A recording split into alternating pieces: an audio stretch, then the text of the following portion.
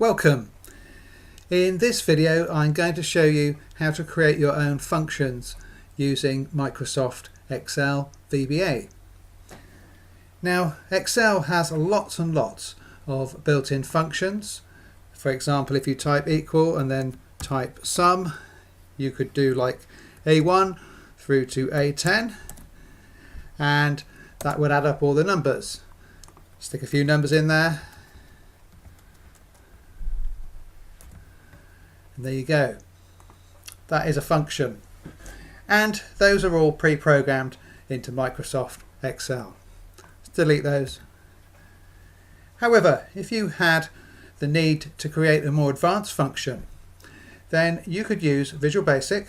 So we will open the editor by clicking here, or we can do Alt F11, and we can create a function. And we'll do that. We'll just make a new module and we will write the following code. Public function my underscore test macro. Remember, no spaces. Spaces are a no-no when we are using a lot of VBA. We then write param, standing for parameter, as double, which is sort of Visual Basic speak for the type, i.e. a double precision number, a decimal number, and the parameter is what in programming is returned from what we call a method or a function. In this case it happens to be called a function, but they are basically the same things. And what we're actually making here is something that's going to act as a kind of advanced formula for Excel. So we've declared the name of the function here. Now we need to assign it. So I'm going to say my test macro equals param, the param being what we're going to put into this function, multiplied by 2 plus, let's say, the number 200. Now, if you're familiar with your maths and with programming, you'll know that we need to put this into brackets so that the order is carried out correctly. And VBA has helpfully already added end function. So I just click save there, and that function is now ready to use. How do we use it? Let's close this.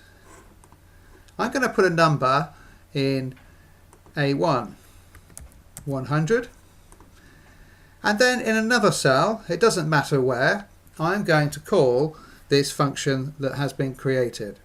I'm going to say equals, and then I'm going to start writing, and you'll notice IntelliSense has already come up with the goods there and has prompted me for this macro that I have created. And all I need to do is put a parameter into my function.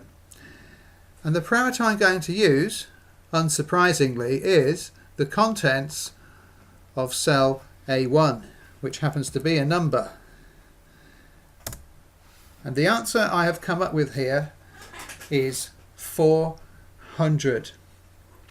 Let's just try it again, make sure it's not a fluke. Let's have another number here, 1000 equals my test macro. Press tab, of course, to complete the code there on IntelliSense, is cell A6. That's the parameter I'm going to put into there. So I'm going to expect 1000 times 2 plus 200, which is 2200. Whoops. Let's go back to the code again. Just remind ourselves of that code there for creating a function. You can do all sorts of advanced mathematics here. You just need to know what you want to put into it, how to put it in. Double would usually be fine, and then the calculation you want to carry out. It can be multiple line if you want. It can be as easy and as difficult as you want as well. Thanks for watching.